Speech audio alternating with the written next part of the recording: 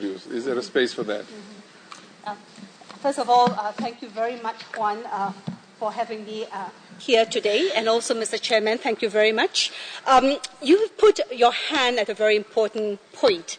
Indeed, Asia is the growth pole of the world economy. And it has learned to widen up its policy space. In fact, Asia this time is rethinking and reinvesting in itself. If it has traded itself out of the crisis in 1997, this time round it has financed itself out of the crisis. But at the same time, it is challenged.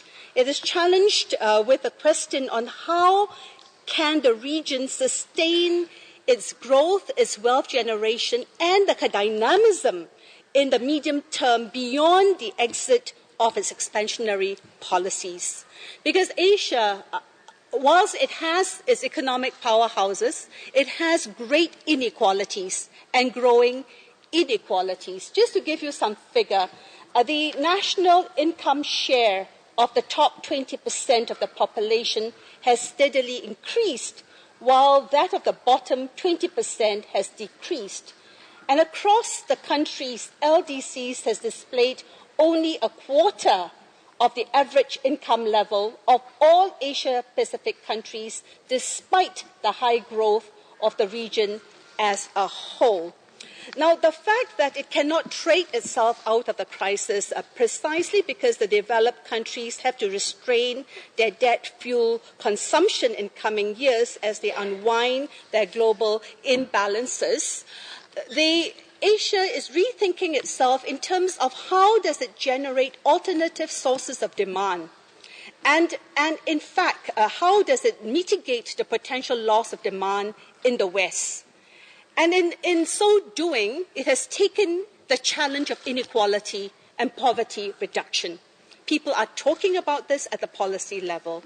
With 980 million people in poverty and wide gaps remaining in the MDG achievements, infrastructure and other development gaps between and within the countries, the region indeed has much headroom for expanding aggregate demand for sustaining growth, if it can deal with these issues and if it can actually build on income security.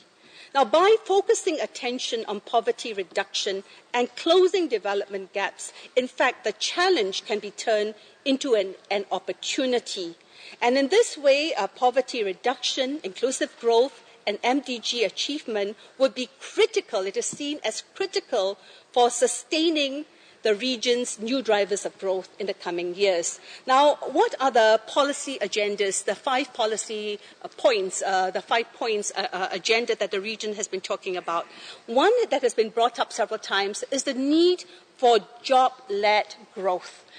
In fact, its wealth has been generated recently, unfortunately, through greater capital inflows and speculative capital inflows as that, what has been referred to as a downside risk. And therefore, the shift to greater incentive for job creation, especially in the situation of uncertainty and risk and the volatility that we have seen. I think the need for decent jobs and better quality jobs, because whatever it is, many of the jobs are still in the informal sector. And with the need to try to deal with the labour market segmentation is still a critical issue. So the role of the market in that it would be critical. I think the role of the fact that the financial crisis came together also with other crises, including the food fuel price volatility, is critical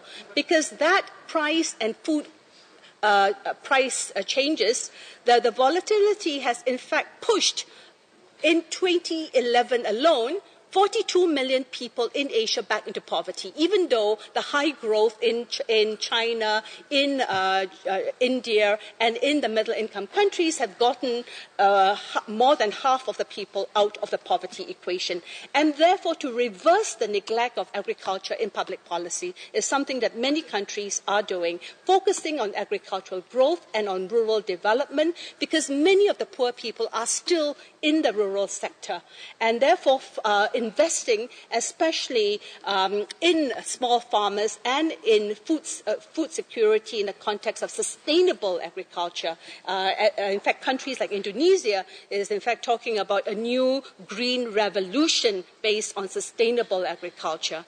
I think the third issue that's on the policy agenda is actually financing for development, building the capacities of the least developed countries through inclusive financing, and the poor through inclusive financing to build up their productive capacities so that they can actually participate in the market.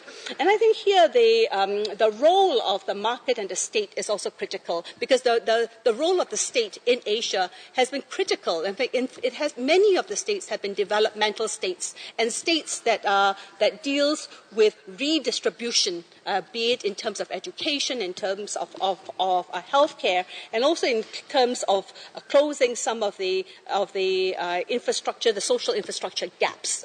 Very quickly, I think the other fourth agenda is the closing of the infrastructure gaps. In fact, we have shown that what is needed if we are to deal with the infrastructure gap, Asia needs something like $800 billion per annum. And these are huge investments that has brought into play public-private partnership, but also a rethinking about how do we develop a regional financial architecture that could not take place in the 1997 financial crisis, because the Monetary Fund at that time was not very supportive of it. But what are the elements of this regional financial architecture that can actually use the reserves that were accumulated from the 1997 financial crisis of over $5 trillion, and how to, in fact, use this to invest in closing the development gaps, including the infrastructure gap. And finally, the development of a regional market, stronger regional market, and open forms of regionalism in the context of globalization. And here, the issue of connectivity is a critical one.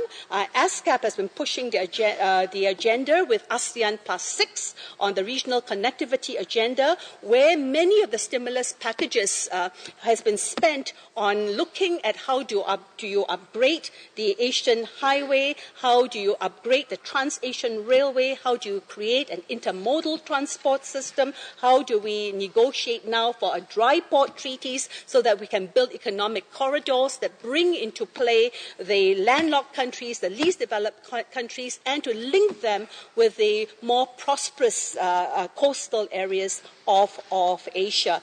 But I think one of the critical things, because Asia has taken the lead, and I'm sure we'll hear from Korea in the G20 for a long time, is to deal with price volatility. And that is a critical, and how can the G20 actually put a bandwidth across the volatility in food, in fuel, as well as in the commodity. So the issue of economic governance and Asia's role in that is also very, very, very critical. And I just want very quickly to end by saying that it is the need for social protection is absolutely critical, and this is not seen as a cost anymore, but is seen as an investment in building up what you have called the social floor, in order to ensure that there's income security to participate in the market. And in this, when we're talking about the connectivity agenda, it is not just the hardware of connectivity, but also the software of connectivity, where there is trade regimes being integrated, because there are the noodle bowl effect in Asia, where many countries trade at the bilateral level. And here, I just want to say that the software of connectivity, and I would end here, has to take into account the changing population patterns in Asia, where there's also an aging population together with the rise in youth population in some countries. And therefore, the issue of how do we invest in the care economy is critical as well. So let me stop here. Thanks a lot, Noreen, for a very comprehensive answer. I think